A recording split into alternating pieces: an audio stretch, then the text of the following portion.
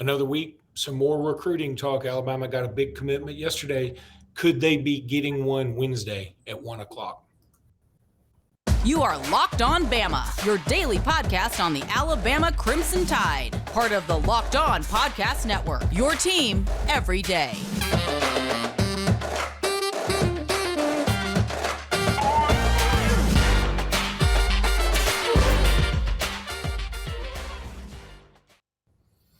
Hey, everybody, and welcome back into Locked On Bama. Luke Robinson, that's me. Jimmy Stein, that's him. Jimmy, how are you today?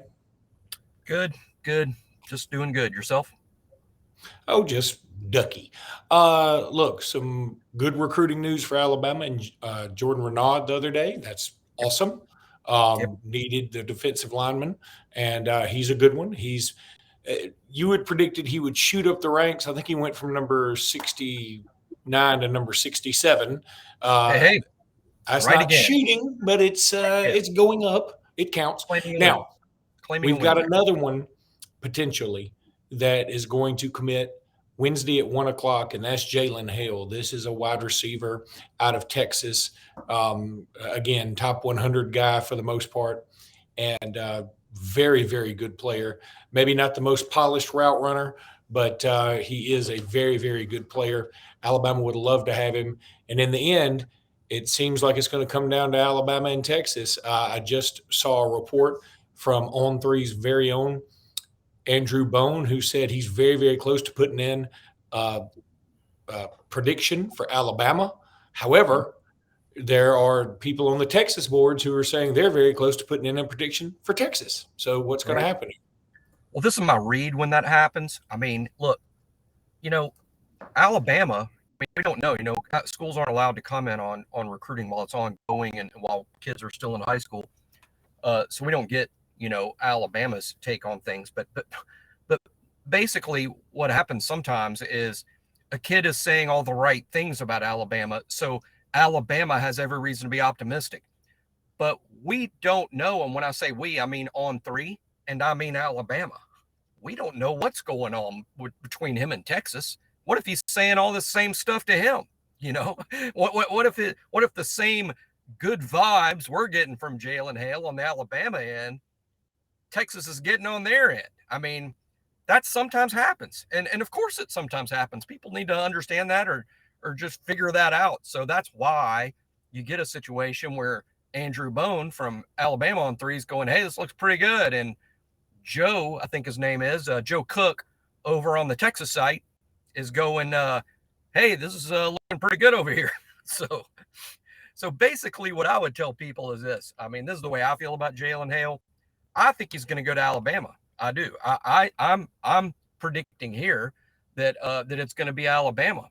But I'd also advise people that if you're wagering on this, be prepared to lose your money because I don't know. And I think if Bone knew, he would be more adamant, and he's not. So we think this is Alabama, and that would be great if it is. If it's not, I like our position with Jaron Hamilton, who in my mind is a very similar player in terms of where I would rank these kids. But I think it's going to be Jalen Hale to Alabama on Wednesday, and I'm optimistic, but I am not certain. Oh, man. Yes, I'm muted. Yeah, the Alabama, Texas.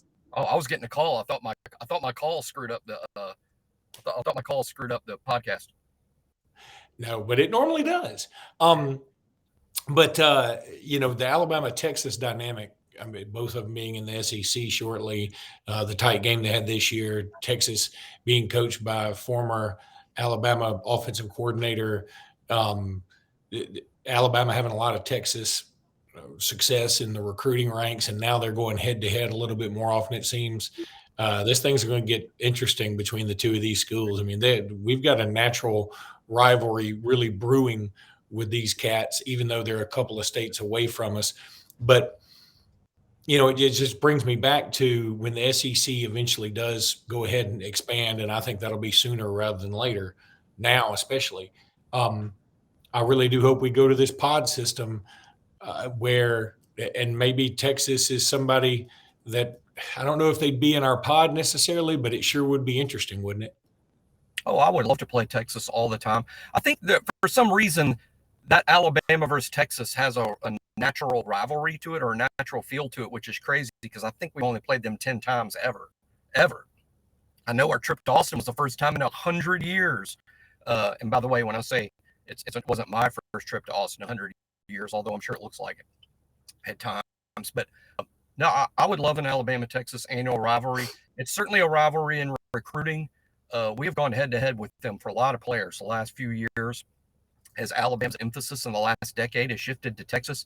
As soon as Texas A&M was added to the SEC, we felt like that really opened a door for Alabama, and we've feasted on Texas players, and hopefully the feast continues Wednesday at 1 p.m.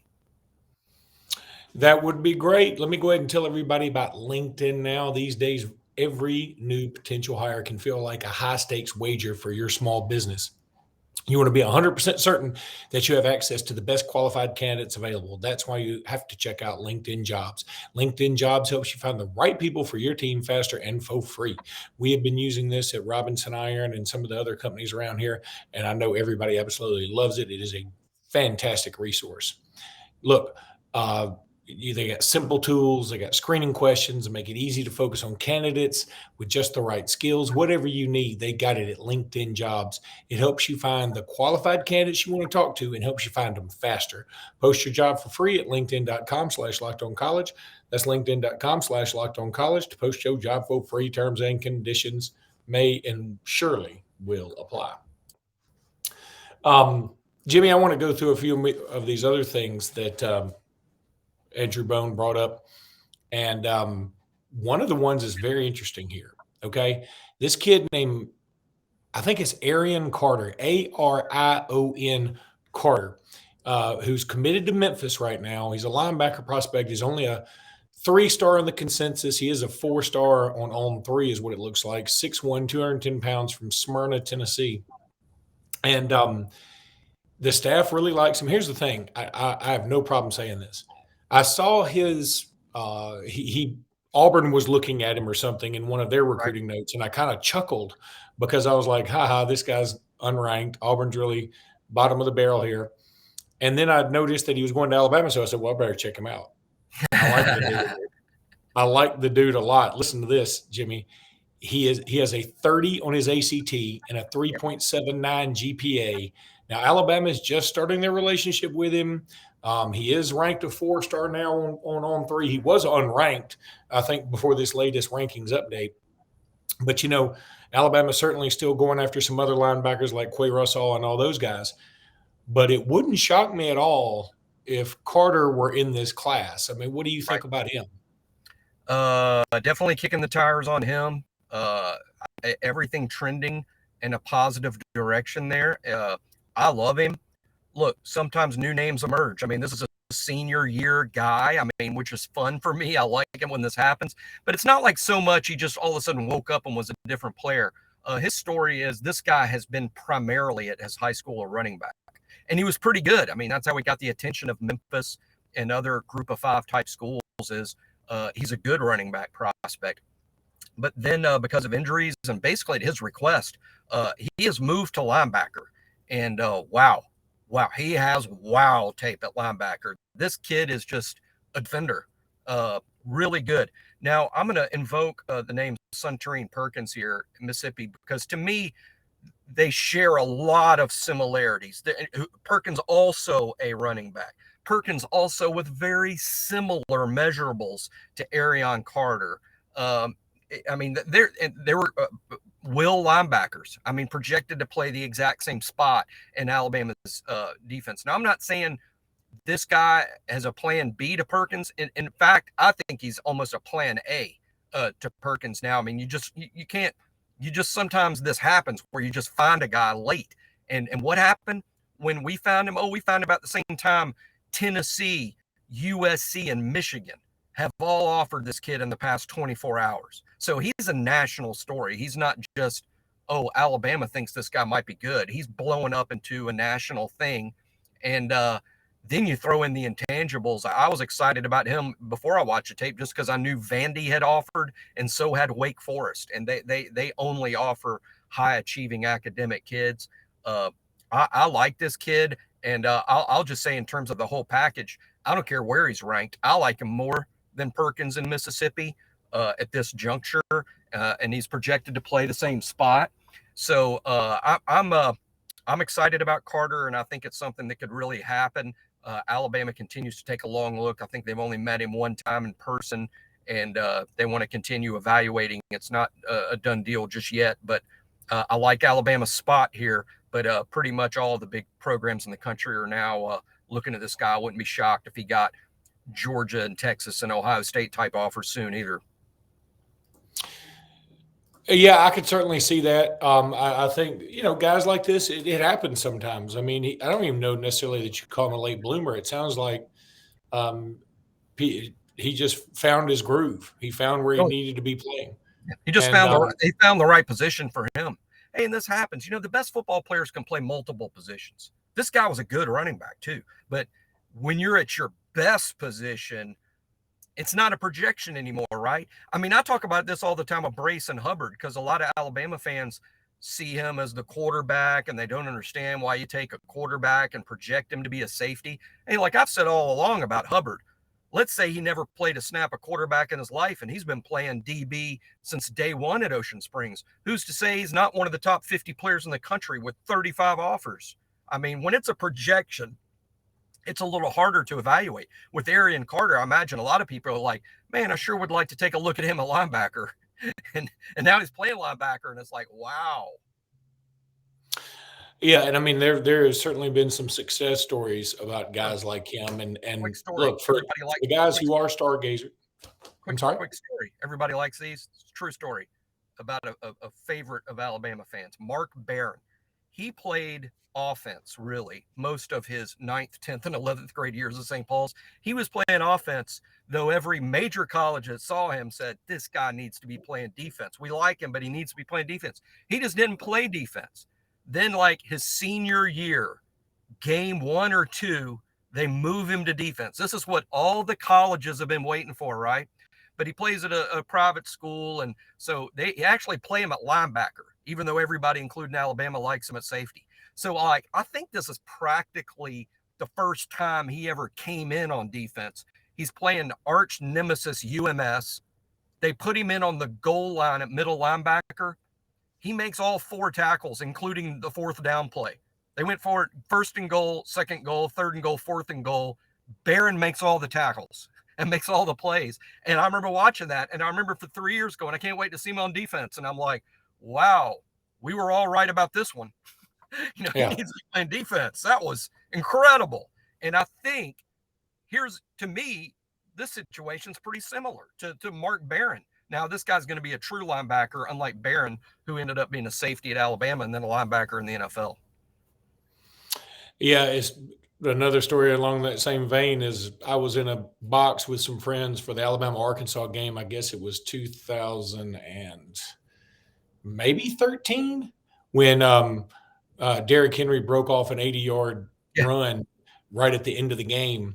And right when he came in, everybody goes, God, that guy's huge. I said, yeah, he's probably going to end up moving to linebacker, I bet you.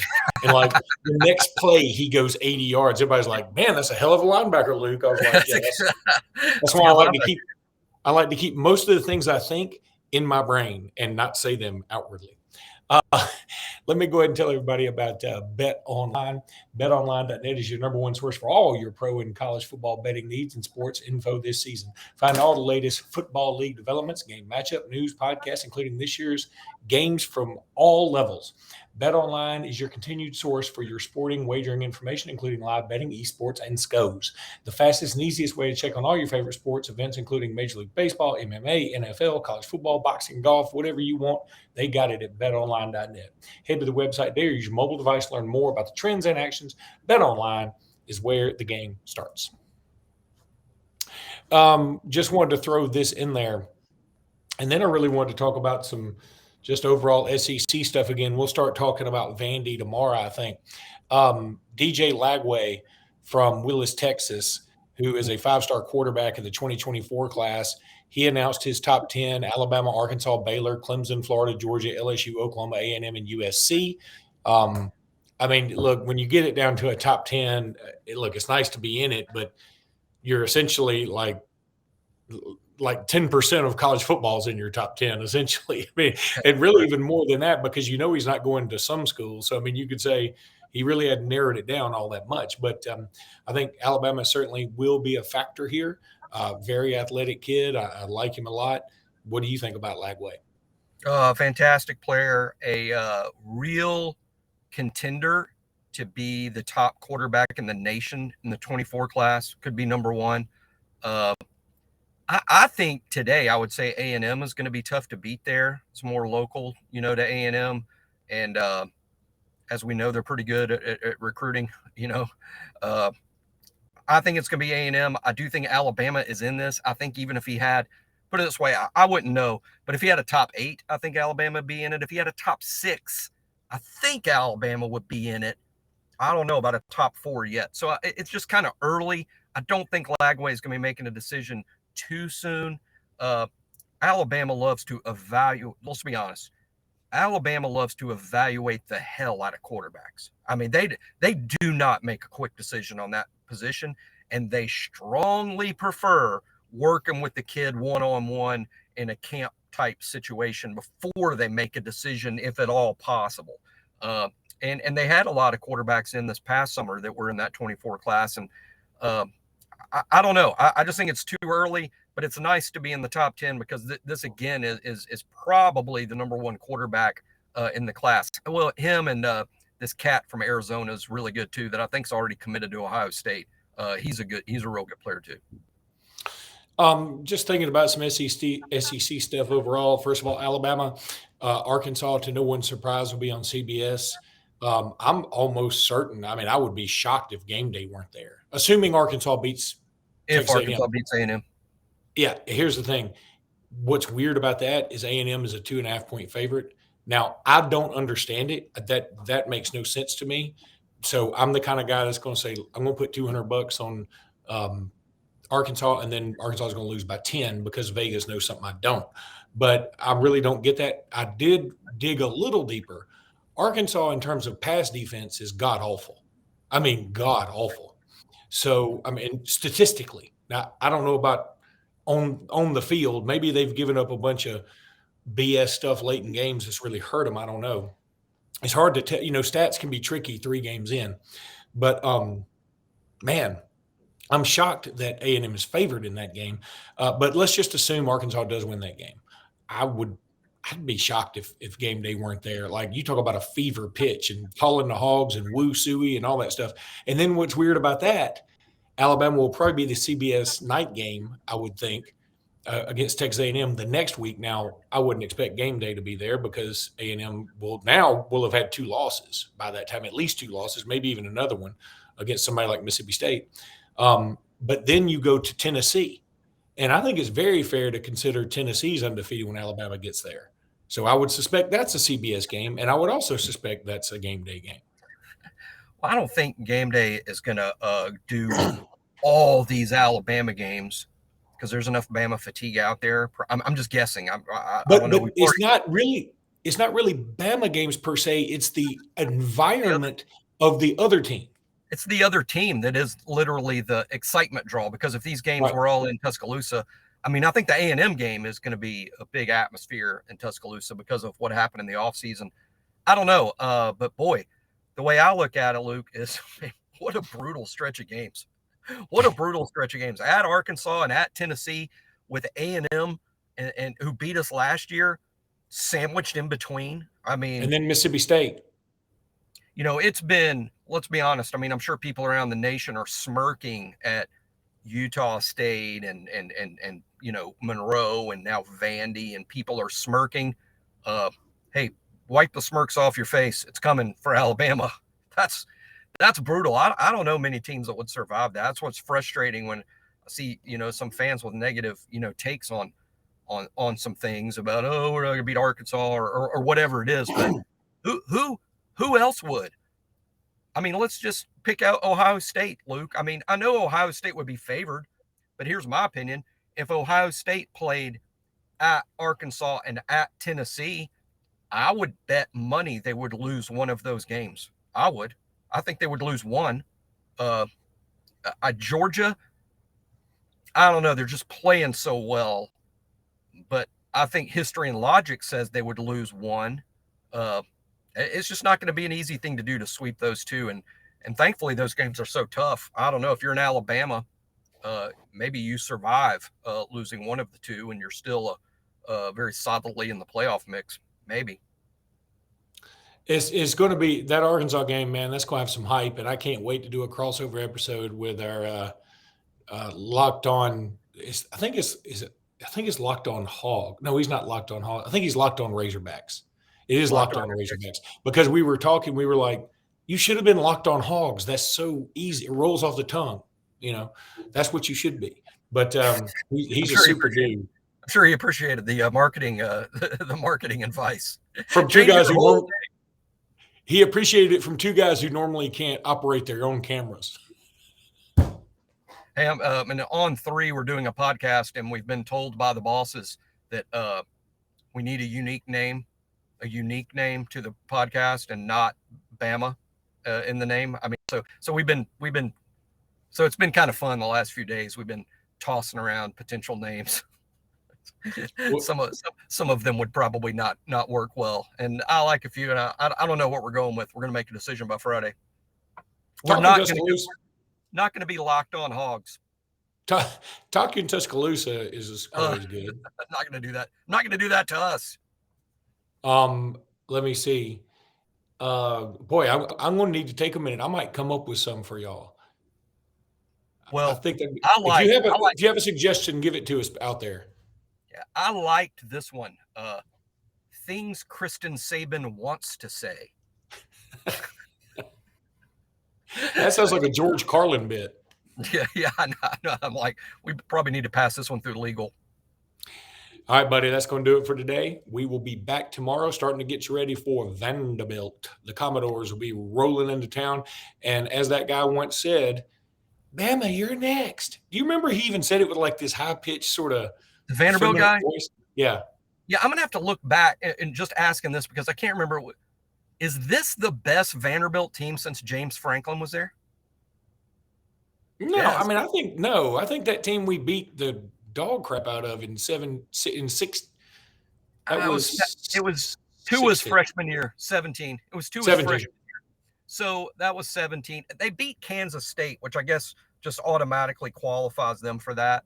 Best Vandy team. If they beat Kansas State, I guess. So we'll say best one since 17, but I get the feeling this is the best one for a while. All right, buddy. We will talk tomorrow. Until then, roll tide. Roll Tide.